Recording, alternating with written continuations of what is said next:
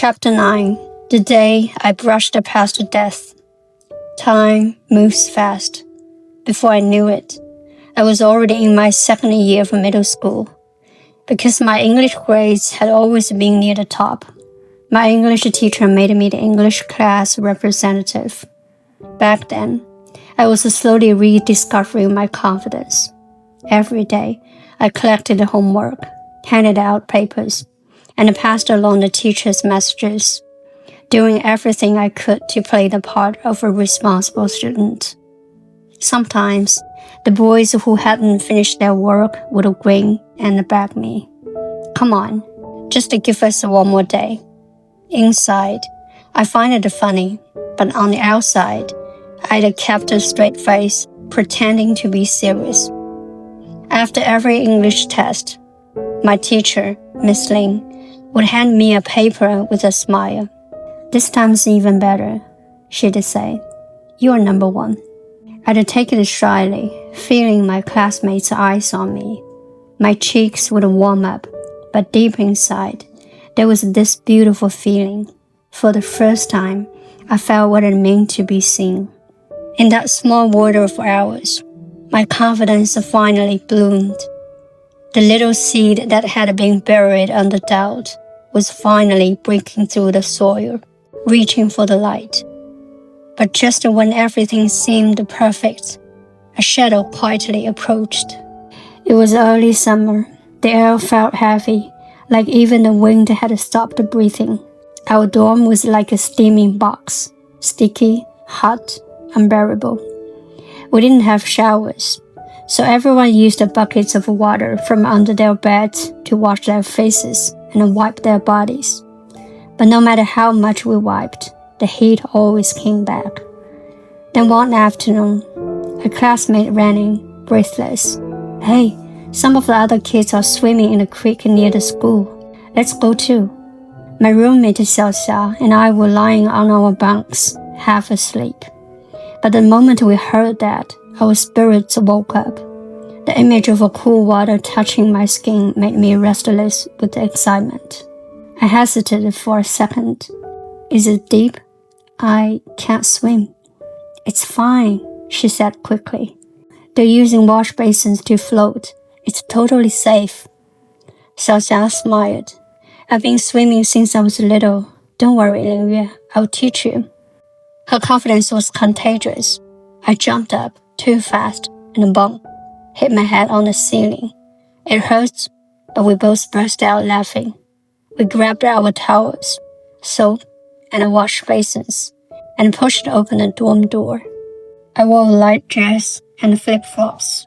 The path twisted through tall foxtail grass that brushed against our legs, tickling us as we walked. After climbing a small hill, the world suddenly opened up before us. A wide creek sparkled under the sun. Above it, maybe 10 meters higher, was a black asphalt road, the road I took every week to go home. Cars still passed by as usual, but none of them would ever notice this quiet little creek beneath their wheels, hidden, peaceful, forgotten by the world. Look, that's the place. A classmate shouted ahead. We could already hear laughter echoing across the water. The splashing, the voices, it all felt alive. We set our things down on a flat rock. The sunlight danced across the ripples. Everything felt light and happy and endless. But what I didn't know was that beneath that clear water, fate was quietly waiting. Xiaoxia and I walked upstream to a quieter spot. She told me to hold the edge of my wash basin and kick gently. She stayed beside me, steady, patient. To my surprise, it worked. I'm floating, I laughed. She laughed too, her face glowing in the light. But then, something in me felt uneasy. I stood up, feeling the pebbles beneath my feet, the cold water wrapping around my legs like soft hands. I looked down. Sunlight flickered between the ripples, golden and live. Then Xiaoxia took my hand and stepped forward. And in that very moment, her foot slipped. She She disappeared under the surface. I gasped and fell right after her. The world went silent. I kicked, but there was no bottom. The sunlight vanished above me. My chest burned. I opened my mouth, but water rushed in. My mind went blank.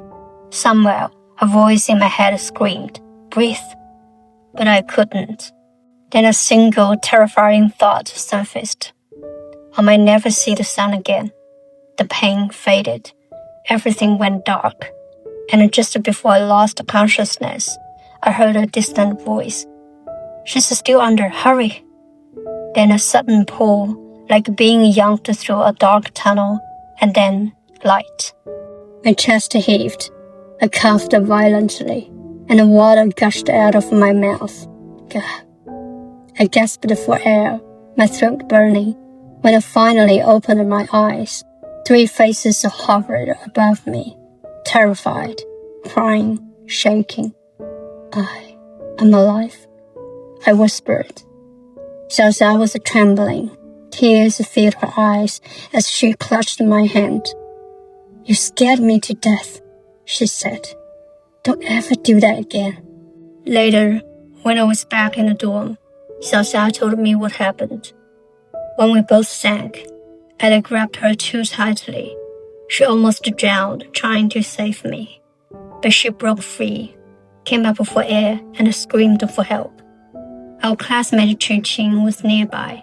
Without hesitation, she jumped straight into the water and dragged me out by the collar. They brought me back, soaking wet, shaking, but alive. And after that, none of us ever spoke of it again. We didn't tell the teacher. We didn't tell our parents. And honestly, that's how I wanted it. Because I wasn't afraid of being punished. I was afraid of that cold, disappointed look. The one that told me, "You should have known better." The one that turned every cry for help into silence. That summer, I brushed past death. And though I survived, something in me changed forever. I realized how fragile life really is, how easily the world can go dark, and how sometimes the hardest thing is learning to forgive yourself for surviving. Thanks for listening. If you are interested in my stories, please subscribe to my channel.